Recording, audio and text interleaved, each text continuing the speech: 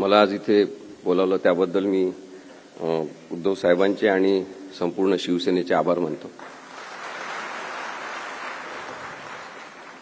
बरेच जण सांगतात की वकिलांनी कोर्टात बोलावं, बाकीच्या ठिकाणी बोलू नये, पण माझं असं स्पष्ट मत आहे की कायदा जर लोकांसाठी असेल तो लोकांमध्ये सुद्धा बोलला गेला पाहिजे। आज जनतेचं न्यायालय आयोजित करण्याला आणखी एक वेगळी किनार सुद्धा आहे की आज ज्यांनी न्याय तत्वावर आधारित अनेक निर्णय दिले ते देताना न्यायाधीशांना मार्गदर्शन केलं। ज्यांचं मार्गदर्शन न्यायाधीश घ्यायचे सर्वोच्च न्यायालयातले आणि उच्च न्यायालयातले सुद्धा, त्या नानी पालखीवालांचा आज जयंती दिवस आहे। आज या कार्यक्रमामध्ये या जनता न्यायालयात वेगळ्या बाजू नाही आहेत, केवळ सत्याची बाजू आहे। ही सत्याची बाजू मांडत असताना आपल्या सगळ्यांच्या मनात स्पष्टता असली पाहिजे की आपण अपात्रतेच्या सुनावणीबद्दलचा कायदा, त्यामध्ये झालेला न्याय आणि अन्याय आणि या निर्णयाच्या कायदेशीर बाबींचं विश्लेषण करण्यासाठी इथे जमलेलो आहोत। भारतातल्या प्रत्येक नागरिकाला उच्च न्यायालयात, सर्वोच्च न्यायालयात दिलेल्या निर्णयाचं विश्लेषण करण्याचा पूर्ण हक्क आहे। त्याच्यामधून कोणत्याही न्यायालयाचा अवमान होत नाही। त्यामुळे शिवसेनेने हा कार्यक्रम आयोजित केला, त्याच्याबद्दल त्यांचे मी जास्त आभार मानतो की या निमित्ताने नागरिकांनी आता न्यायालयाच्या अनेक निर्णयांचं विश्लेषण जाहीरपणे, अत्यंत साध्या सोप्या भाषेत स्पष्टपणे आणि कोणतीही चुकीची असभ्यतेची भाषा न वापरता करणं सुरू करावं।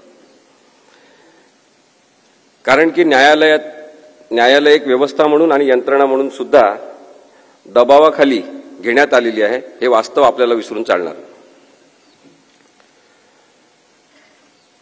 पक्षांतर कसं करायचं याबद्दलची एक बेकायदेशीर बाराखडी प्रस्थापित करणारा निर्णय म्हणून राहुल नार्वेकर यांनी दिलेल्या निर्णयाकडे आपल्याला बघायला पाहिजे। राहुल नार्वेकर यांच्याबद्दल व्यक्ती म्हणून आपल्याला काही बोलायचं नाही, कोणत्या न्यायालयातले न्यायाधीश असतील त्यांच्याबद्दल आपल्याला व्यक्ती म्हणून बोलायचं नाही, पण ही जी कायदेविरोधी प्रवृत्ती तयार होत आहे त्याच्याबद्दल या जनतेच्या न्यायालयात बोललं गेलं पाहिजे।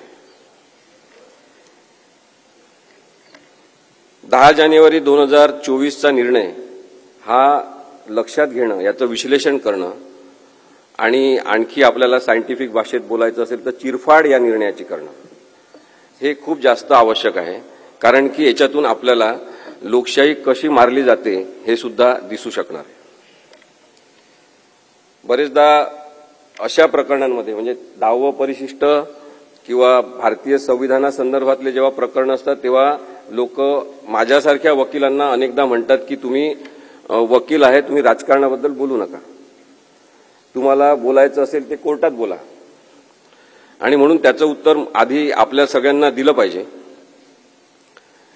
की भारतीय संविधान हे एक राजकीय डॉक्युमेंट आहे, पॉलिटिकल डॉक्युमेंट आहे, पॉलिटिकल पॉलिसी डॉक्युमेंट आहे की भारत एक राज्यव्यवस्था म्हणून कशा पद्धतीने चालेल याबद्दलचं विस्तृत विवेचन करणारं पॉलिटिकल डॉक्युमेंट आहे।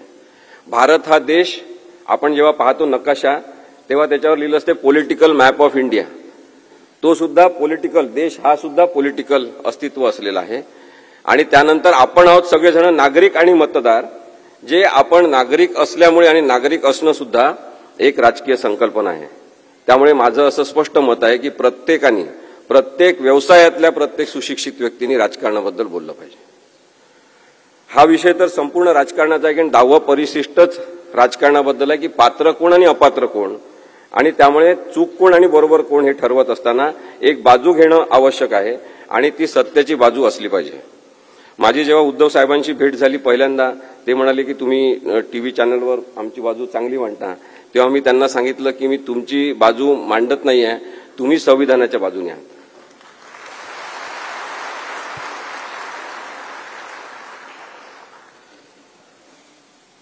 पक्षांतर बंदी कायदा हे नाव आहे 10व्या परिशिष्टाचं. कोणीही सामान्य माणूस आज पक्षांतर बंदी कायद्याबद्दल जाणून आहे, त्याला माहिती झालं की पक्षांतर बंदी कायदा काय आहे, आणि त्यासाठी एकनाथ शिंदे, त्यांना फूस लावणारे देवेंद्र फडणवीस, या सगळ्यांचे आपण आभार मानले पाहिजे की कायदेविषयक प्रबोधन एवढ्या मोठ्या प्रमाणात त्यांनी घडवून आणलं. 10व्या परिशिष्टामध्ये पक्षांतर बंदी कायदा जो आहे त्याचं स्पष्ट नाव आहे पक्षांतर बंदी कायदा.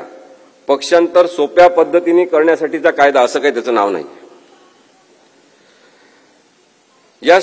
यामध्ये संविधानिक नैतिकता आणण्याचा जो प्रयत्न राजीव गांधींनी 1985 साली केला की लोक कोणत्याही पक्षातून उठून कधी पण कोणत्या पक्षात जात होते, त्यामुळे अस्थैर्य निर्माण होत होतं आणि राजकीय अस्थैर्य निर्माण होऊ नये आणि राजकीय पक्ष चालवणाऱ्या लोकांना सतत वॉचमनची भूमिका करावी लागू नये, विश्वासार्हता असली पाहिजे, प्रामाणिकता असली पाहिजे, आपल्या पक्षाची एकनिष्ठा असली पाहिजे, ज्याच्यामुळे तो एक कमी महत्वाचा असलेला विषय बाजूला राहील आणि महत्वाचा विषय म्हणजे राज्य प्रशासन ते चांगल्या प्रकारे चालवता येईल. या उद्देशाने पक्षांतर बंदी कायदा 1985 साली अस्तित्वात आला. त्याच्यामधलं परिच्छेद 1B, 1A, 1B हे दोन अत्यंत महत्वाचे आहे. 1B मध्ये सांगितलेलं आहे की लेजिस्लेचर पार्टी म्हणजे काय. लेजिस्लेचर पार्टी म्हणजे विधिमंडळ पक्ष म्हणजे काय. विधिमंडळ पक्ष आणि दुसरी 1C मध्ये व्याख्या केलेली आहे की ओरिजिनल पॉलिटिकल पार्टी म्हणजे मूळ राजकीय पक्ष म्हणजे काय.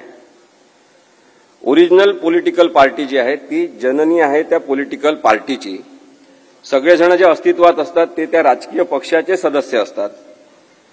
आणि लेजिस्लेचर पार्टी जी आहे विधिमंडळ पक्ष आमदारांनी निवडून आल्यावर तयार झालेला विधिमंडळ पक्ष असतो. विधिमंडळ पक्षाचं आयुष्य हे 5 वर्षाचं असते, कारण की 5 वर्षानंतर ते लोक बदलतील, काही जण पुन्हा निवडून येतील, पण नवीन विधिमंडळ पक्ष तयार होईल.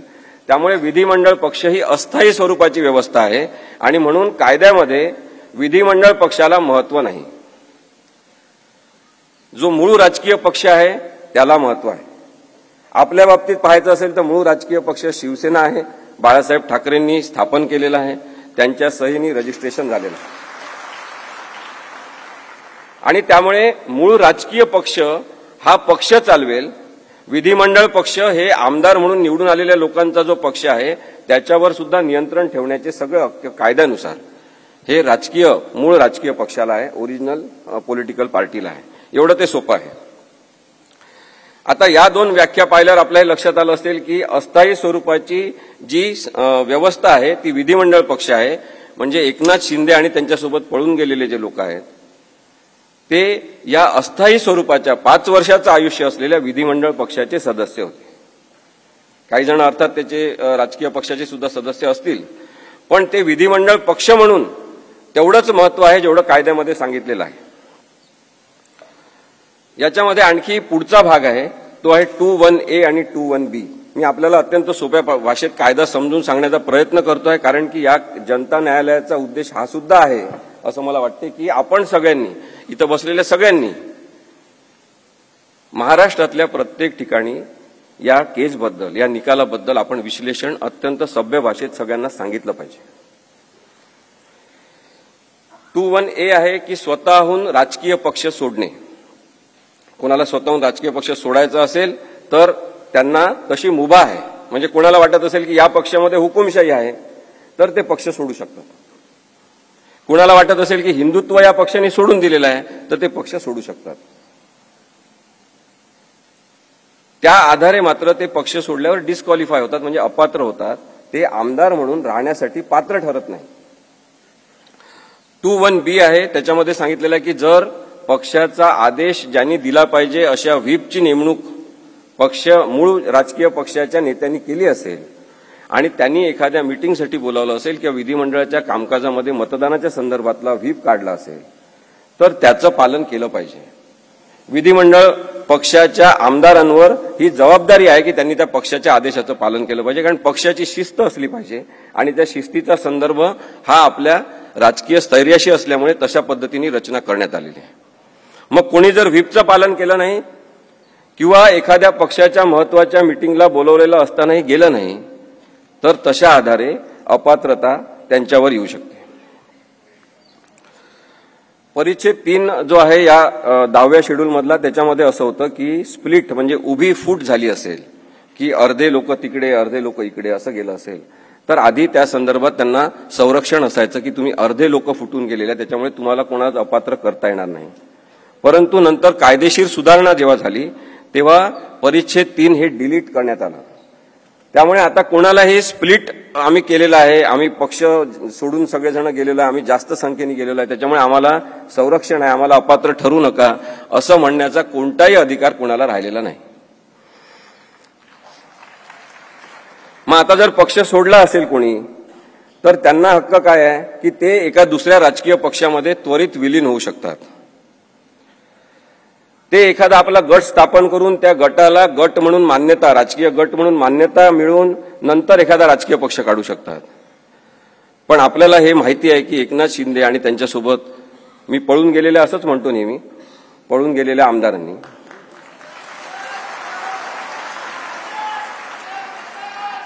कधीही पक्षामध्ये कोणत्या ते विलीन झालेले नाही आणि नाही त्यांनी कोणता गट स्थापन केला. ते सतत हेच सांगत राहिले, आता पण हेच सांगतात की आम्ही शिवसेनेतच आहोत, आमची शिवसेना आहे, आणि त्यामुळे ते अपात्र ठरतात. ही राहुल नार्वेकर यांनी निर्णय देण्याच्या पूर्वीची सगळी परिस्थिती. त्यांनी मर्जर केलं नाही आपल्याला माहिती आहे. दुसरी गोष्ट, 2/3 लोक जर बाहेर गेले तर त्यांना संरक्षण मिळू शकते, त्यांनी गट स्थापन केला तर किंवा विलिनीकरण केलं तर. परंतु एकनाथ शिंदेसह गेलेले सगळेजण हे 2/3 संख्येने गेले का हा प्रश्न महत्वाचा आपण विचारला पाहिजे. आणि त्या प्रश्नाचं उत्तर असं आहे की 2/3 संख्येने ते गेले नाही. ते पहिले 16 जण गेले. त्यांनी तिथे अनेकांना आमंत्रित केलं, आमिष दाखवले, दबाव टाकला, त्यांचे फाईल तयार होते, त्यांना भीती दाखवली. आणि काही जण सुरतला जाऊन त्यांना मिळाले, काही जण गुवाहाटीला जाऊन मिळाले, आणि तसं करून ते मुंबईला आले. आणि मुंबईमध्ये पण काही जण खूप जास्त वल्गना करणारे जे शिवसेनेसोबत होते ते सुद्धा जाऊन त्यांना मिळाले. अशा प्रकारे ते 38 ते 40 जण झाले. हे सगळेजण 2/3 मेजॉरिटीनी बाहेर पडले नाही, त्यामुळे त्यांना कोणतंही कायद्याचं संरक्षण नाही, ते अपात्र आहेत.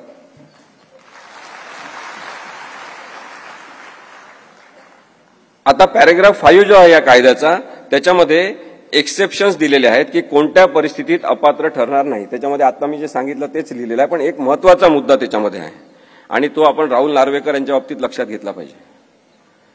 जेव्हा एखाद्याची विधानसभा अध्यक्ष म्हणून नेमणूक होते तेव्हा त्यांनी तटस्थ वागलं पाहिजे, पक्षनिरपेक्ष वागलं पाहिजे आणि प्रामाणिकपणे राहिलं पाहिजे, अशी अट कायद्याला अपेक्षित आहे. असं कायद्याला अपेक्षित आहे की हा माणूस आता निरपेक्ष वागेल, पक्षाशी याचा संबंध नाही. आणि म्हणून याच्यामध्ये एक तरतूद आहे की विधानसभा अध्यक्षपद आपल्याला मिळाल्यानंतर साधारणतः नैतिक प्रामाणिकता याची जाणीव ठेवून त्या माणसाने पक्षाचा राजीनामा द्यायचा.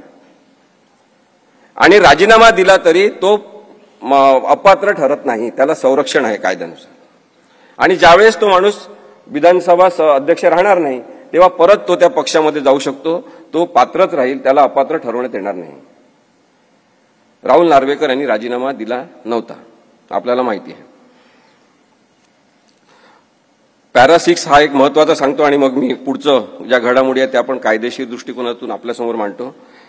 पॅरेग्राफ 6 जो आहे त्याच्यामध्ये सांगितलेलं आहे की विधानसभेच्या संदर्भात किंवा 10 शेड्यूलच्या संदर्भात कोणी अपात्र ठरू शकतात का किंवा अपात्र ठरवले गेले पाहिजे का, या संदर्भातला मुद्दा जेव्हा तयार होईल तेव्हा त्याची सुनावणी विधानसभा अध्यक्षांसमोरच झाली पाहिजे, असं पॅरेग्राफ 6 मध्ये म्हटलेलं आहे. आणि त्यामुळे सेपरेशन ऑफ पॉवर्स याला आपण म्हणतो की शक्तीचं विकेंद्रीकरण केलेलं आहे. आणि त्यामुळे सर्वोच्च न्यायालयाने तो नैतिकतेचा टेंबा लावून असं सांगितलं की आम्ही हा निर्णय घेणार नाही, हा निर्णय विधानसभा अध्यक्षांनी घेतला पाहिजे. म्हणजे एक प्रकारे त्यांनी विधानसभा अध्यक्षांना कायदेशीर अधिकार आहे आणि संविधानिक अधिकार आहे हा निर्णय घेण्याचे, त्यामुळे त्यांनी तो निर्णय घ्यावा असं सांगताना ज्या गोष्टी जाहीर केलेल्या आहेत त्या सुद्धा पाहणं महत्वाचं आहे. विधानसभा अध्यक्षांनी सुप्रीम कोर्टच्या या सगळ्या निर्णयाचा त्यांना अधिकार अपात्रतेचे तुम्ही वापरा आणि तुम्ही अपात्र म्हणून जाहीर करा हे सांगितलं विश्वासाने, त्याचा विश्वासघात सुप्रीम कोर्टाचा कसा केलेला हे सुद्धा मी पुढे सांगणार आहे. आता हा कायदा झाला, एवढं सगळ्यांना समजलं असेल. आता या कायद्याचा अर्थ कसा काढायचा? जेव्हा एखादी शंका निर्माण झाली, एखादी गडबड झाली किंवा एखादी अशी परिस्थिती अपात्रतेसंदर्भातली निर्माण झाली, तर या कायद्याचा अर्थ कसा काढायचा? कोणताच कायदा असं म्हणत नाही की तुमच्या मनाला वाटेल तसा अर्थ काढा. कायद्याचे अर्थ काढण्यासाठी आम्हाला इथे काही वकील पण बसले, त्यांना माहिती असेल की कायद्याचा अर्थ कसा काढायचा या संदर्भात आम्हाला लॉ कॉलेजमध्ये शिकवलं जाते. आणि ते काय शिकवलेलं असते की इंटरप्रिटेशन ऑफ स्टॅच्यूट म्हणून कायदा असतो. जेव्हा कायद्याचा अर्थ अस्पष्ट आहे किंवा त्याचे अर्थ काढण्याची गरज आहे, तेव्हा अर्थ कसा काढायचा याच्यासाठी इंटरप्रिटेशन ऑफ स्टॅच्यूट नावाचा की कायद्याचे अन्वय अर्थ काढण्याच्या संदर्भातले नीतिनियम असलेला मॅक्सवेल यांचं एक पुस्तक आहे. ते साधारणतः आम्ही रेफर करतो आणि त्याच्यामध्ये सांगितलेलं आहे की आधी जसा कायदा सांगितलेला आहे तसाच कायदा, ज्या शब्दात म्हटलेला आहे ना तसाच कायदा, त्याचा काही अर्थबिर्थ काढायचा नाही. समजा त्याच्यातून काही कळत नसेल तर मग त्या कायद्याचा उद्देश काय, रिझन आणि ऑब्जेक्टिव्ह असं आम्ही त्याला म्हणतो की तो कायदा करण्याचा उद्देश काय तो लक्षात घ्यायचा आहे. मग आता पक्षांतर बंदी कायद्याचा उद्देश काय आहे? पक्षांतर थांबवणं हा उद्देश आहे, पक्षांतर कोणी करू नये हा उद्देश आहे. त्याच अर्थाने त्याचे अर्थ काढले गेले पाहिजे कायद्याचे. चौथा आहे की डायरेक्टिव्ह प्रिन्सिपल्सच्या आधारे आपण त्याचे अर्थ काढले पाहिजे. पाचवा आहे की बेसिक स्ट्रक्चर जे कॉन्स्टिट्यूशनचं आहे त्याच्यामध्ये मूलभूत ढाच्यामध्ये काय अपेक्षित आहे तो संविधानाचा उद्देश लक्षात घेऊन अर्थ काढला पाहिजे. आणि पाचवा आहे की एक सर्वसमावेशक व्यापक असा अन्वयार्थ काढला पाहिजे, त्याला होलिस्टिक अप्रोच असं कायद्यात म्हणतात, तो घेतला पाहिजे आणि त्याच्यानुसार कायद्याचे अर्थ काढले पाहिजे. आता या सगळ्या 4-5 तत्वांवर राहुल नार्वेकर यांनी आपली बुद्धिमत्ता लावली आहे का हे बघा. ते पण लॉ ग्रॅज्युएट आहेत, कोणत्या कॉलेजमध्ये शिकले, कशा प्रकारे अर्थ काढले. सगळेच जे अशा प्रकारच्या ट्रिब्युनलवर बसणार आहेत, अनेक जण जे न्यायाधीश होणार आहेत, ते असे वागणार असतील तर मग कायद्यावर विश्वास राहील का, हा सुद्धा विचार आपल्याला करण्याची गरज आहे. अपात्रतेचे हे प्रकरण थेट अध्यक्षांकडे गेलेलं नव्हतं हे आपण समजून घ्या. अपात्रतेचं हे प्रकरण थेट अध्यक्षांकडे गेलं असतं तर कदाचित त्याचा अर्थ आपल्या मनाने त्यांनी जसा काढलाय तसं काढणं आणखी जास्त सोपं झालं असतं. पण हे प्रकरण थेट त्यांच्याकडे गेलेलं नाही, तर हे आधी सर्वोच्च न्यायालयात प्रकरण गेलं. मग सर्वोच्च न्यायालयाने जे निरीक्षणं नोंदवलेले आहेत ते बघितले पाहिजे आपण आणि त्याच्यानुसार आपल्याला विचार करता आला पाहिजे. आणि तो राहुल नार्वेकर यांनी करण्याची जबाबदारी त्यांच्यावर होती. सर्वोच्च न्यायालयाने सांगितलं की अध्यक्षांचा निर्णय म्हणजे राहुल नार्वेकर हे जे अध्यक्ष झाले त्यांनी जो निर्णय घेतला आणि त्याच्यामध्ये शिवसेना आपले ते एकनाथ शिंदे यांना लीडर म्हणून मान्यता दिली, तो निर्णय बेकायदेशीर आहे असं 123 नंबरच्या परिच्छेदामध्ये सुप्रीम कोर्टाने म्हटलेलं आहे. 156 नंबरच्या परिच्छेदामध्ये म्हटलेलं आहे सुप्रीम कोर्टाने की इलेक्शन कमिशन ऑफ इंडियाने काही निर्णय दिला ही केस सुरू असताना आणि त्याच्यानंतर हे अध्यक्षांकडे प्रकरण गेलं असेल तरी इलेक्शन कमिशन ऑफ इंडियाने जो काही निर्णय दिला असेल, शिवसेना कोणाची धनुष्यबाण कोणाचं, याचा कोणताही प्रभाव स्वतःवर न ठेवता अध्यक्षांनी निर्णय घ्यायचा आहे. परिच्छेद 206D याच्यामध्ये सांगितलेलं आहे की विधिमंडळ पक्ष व्हीप नियुक्त करू शकत नाही. विधिमंडळ पक्ष म्हणजे कोण? निवडून आलेले आमदार, ते ठरवू शकत नाही व्हीप कोण आहे. त्यांनी स्पष्टपणे सांगितलं की मूळ राजकीय पक्ष व्हीप नेमू शकतात. अध्यक्षांनी ओरिजिनल राजकीय पक्षांनी नियुक्त केलेलाच व्हीप मान्य केला पाहिजे. 111 आणि 110 परिच्छेद जे आहेत सर्वोच्च न्यायालयाच्या निर्णयाचे, त्याच्यात त्यांनी सांगितलं की 10व्या परिशिष्टाच्या संदर्भात निर्माण झालेला अपात्रतेचा राजकीय पक्षाने म्हणजे उद्धव ठाकरे यांनी नेमलेला व्हीप कोण, त्या आधारेच निर्णय झाला पाहिजे. एवढं स्पष्ट सांगितलेलं आहे. 119वा परिच्छेद, मी थोडंसं हे कायदा काही खूप इंटरेस्टिंग करता येत नाही पण आपल्याला आज या न्यायालयामध्ये हे समजून घ्यायचं आहे. खरं तर एकनाथ शिंदे नंतर राहुल नार्वेकर त्यांच्या मागे एक ताकद म्हणून उभे असलेले देवेंद्र फडणवीस यांनी हा कायदा फार इंटरेस्टिंग केलेला आहे. पण त्या घडामोडींच्या पलीकडे कायदा आपल्याला समजून घ्यायचा आहे. त्यामुळे आपण हे समजून घेतलं पाहिजे की 119व्या परिच्छेदामध्ये काय म्हटलेलं आहे की 3 जुलै 2022 रोजी भरत गोगावले यांना अध्यक्षांनी शिवसेनेचा व्हीप म्हणून मान्यता दिली. तो निर्णय बेकायदेशीर आहे असं सर्वोच्च न्यायालयाने सांगितलं. त्यांनी कारण दिलेलं आहे, कारण एका फुटलेल्या गटाने कारण एका फुटलेल्या गटाने केलेल्या ठरावाच्या आधारे नियुक्ती हा राजकीय पक्षाचा निर्णय नव्हता असं सांगितलेलं आहे. 122वा परिच्छेद आहे, त्याच्यात त्यांनी म्हटलंय की अजय चौधरी यांना राजकीय पक्षाने लीडर म्हणून मान्यता दिली. याबाबत 21 जून 2022 रोजी उपाध्यक्ष जे होते कार्यरत त्यांना शंका घेण्याचं काहीच कारण नव्हतं, कारण की उद्धवसाहेब ठाकरे यांच्याच सहीने एकनाथ शिंदे यांची सुद्धा नेमणूक झालेली होती.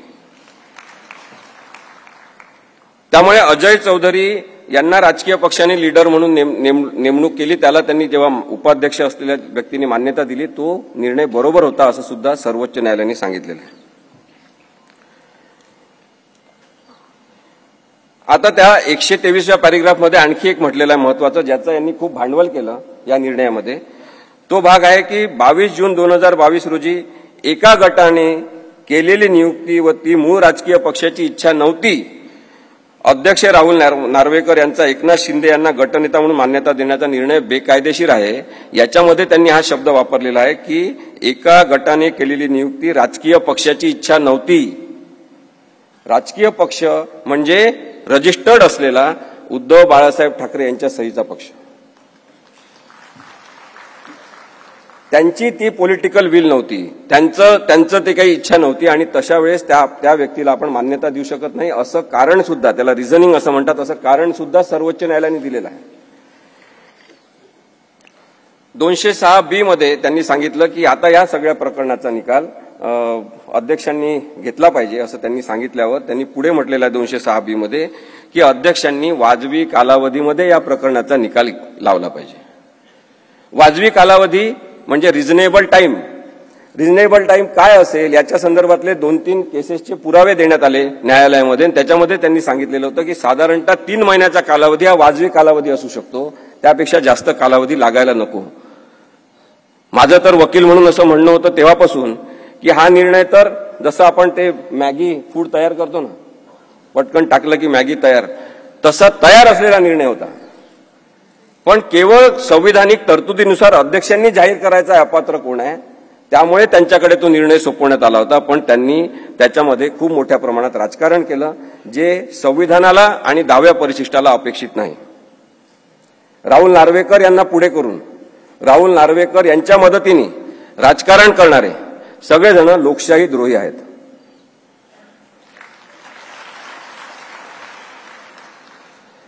अध्यक्षांनी मूळ राजकीय पक्षाने नियुक्त केलेला व्हीप मान्य करावा व पार्टीची घटना काय या संदर्भात निर्णय घ्यावा असं त्यांना सूचित करण्यात आलं होतं.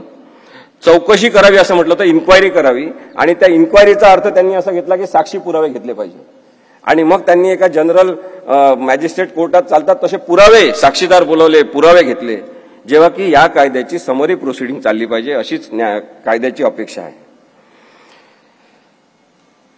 कोर्टाने म्हटलेलं आहे की आम्ही हे सगळे निर्णय दिले, मी तुम्हाला जे आता वाचून दाखवले, त्या निर्णयांच्या प्रिन्सिपल्सवर अध्यक्षांनी निर्णय घ्यायचा. हे जे ज्युडिशियल प्रिन्सिपल्स आम्ही सेट केलेले आहे याच्या आधारे तुम्हाला निर्णय द्यायचा आहे असं सुद्धा या निर्णयामध्ये नमूद करण्यात आलेलं आहे. या निर्णयामध्ये एक आणखी घटक आहे जो अत्यंत महत्वाचा, किंवा तसं पाहिलं तर फालतू माणूस पण महत्वाचा, म्हणजे महत्वाच्या पदावर बसलेला, ते म्हणजे आपले राज्यपाल.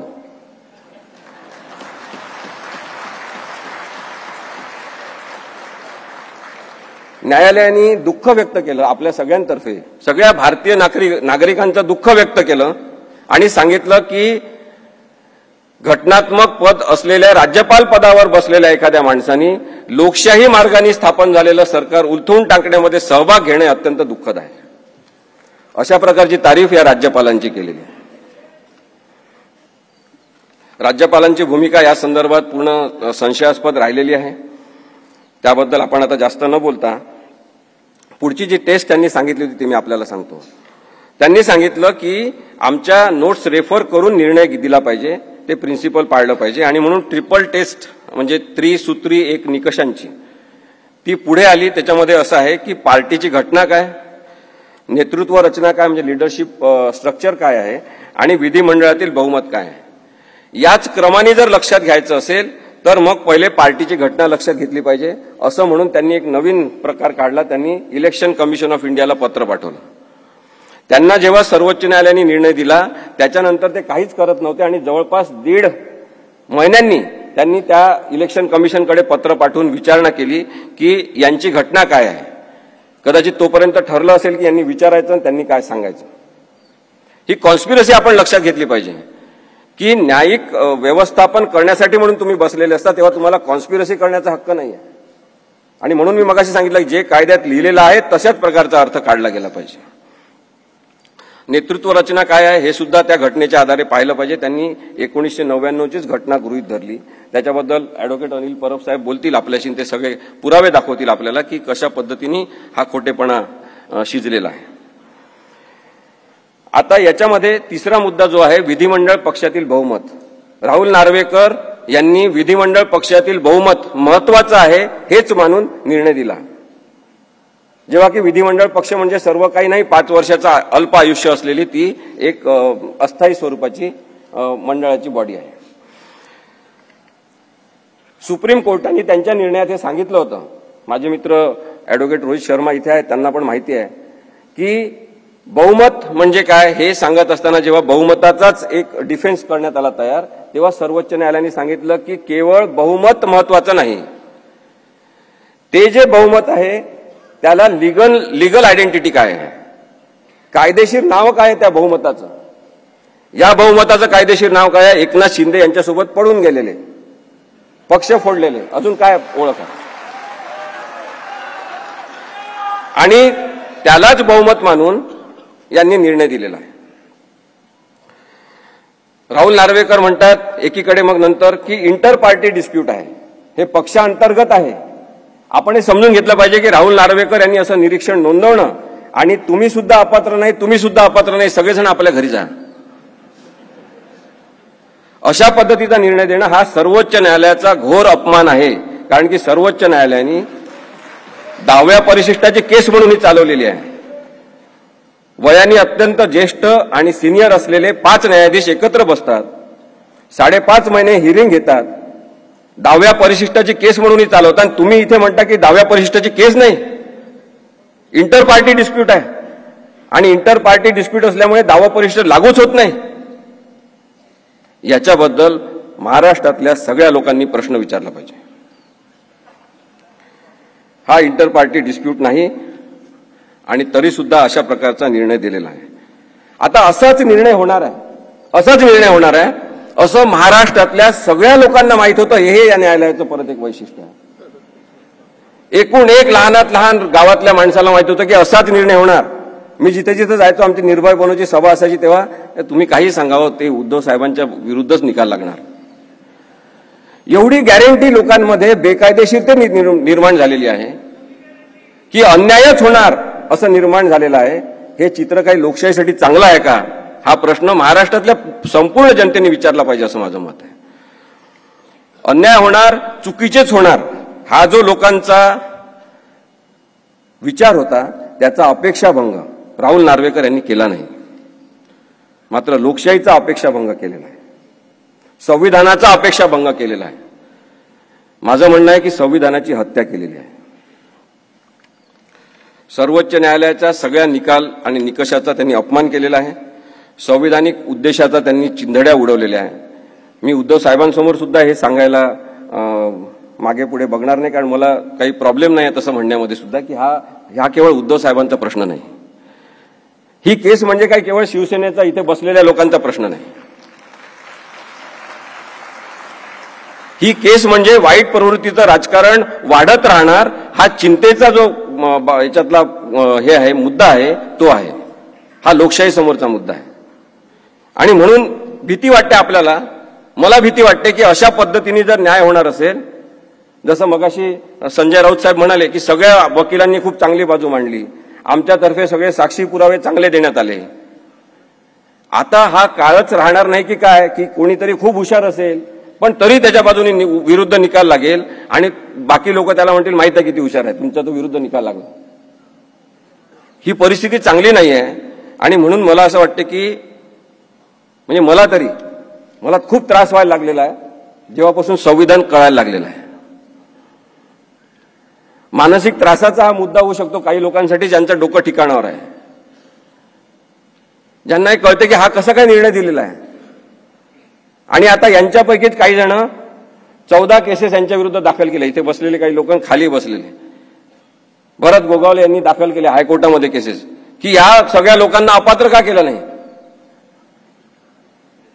न्यायालयाने अशा प्रकारची केस दाखल करून घेऊ सुद्धा नाही असं माझं म्हणणं आहे. तुम्ही संपूर्ण न्यायव्यवस्थेची कायद्याची थट्टा उडवता का.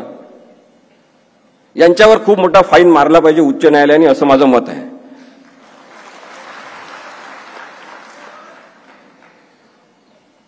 एक शेवटचं सांगतो आणि थांबतो. 2 मित्र होते आणि ते 2 जण भेटले पारावर. तर तो मित्र म्हणाला की माझ्या बकरीने अंड दिलाय. तो म्हणाला, अरे बकरी कुठे अंड देत असते का. नाही, माझ्या बकरीने दिलाय अंड. तर तो खूप भांडायला लागला. तेव्हा तो म्हणाला, चल मी दाखव तुला. चल म्हणे, दाखव बकरीने कसं अंड दिलं. घरी गेले ते त्याच्या. तर त्यांनी त्याच्या कोंबडीचंच नाव बकरी ठेवलं.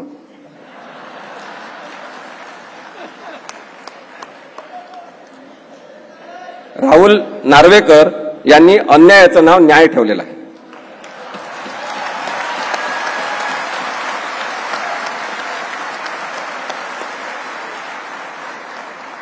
दुसरीकडे खूप मोठा भ्रष्टाचार न्यायव्यवस्थेत वाढत आहे याच्याबद्दलची चिंता मी नक्की व्यक्त करीन. मी जस्टिस चंद्रशेखर धर्माधिकारी जिवंत असताना त्यांच्यासोबत काम करत होतो. ते नेहमी सांगायचे की आता कायद्याचं राज्य काही राहिलं नाही, काय द्यायचं राज्य राहिलेलं आहे. आणि असं जर चित्र असेल तर हे लोकशाहीसाठी काही चांगलं नाही. त्यामुळे आपण शिवसेनेच्या सगळ्या इथे जमलेल्या पदाधिकाऱ्यांना आणि हे ऐकत असलेल्या सगळ्या महाराष्ट्रातल्या लोकांना मला सांगायचं आहे की लोकशाहीवर प्रेम करणं आपण या केसच्या निमित्ताने शिकलं पाहिजे. धन्यवाद.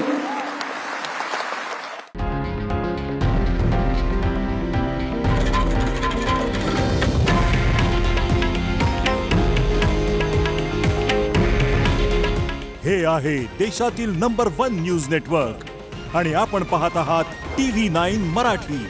काळजी तुमची, हित महाराष्ट्राचं.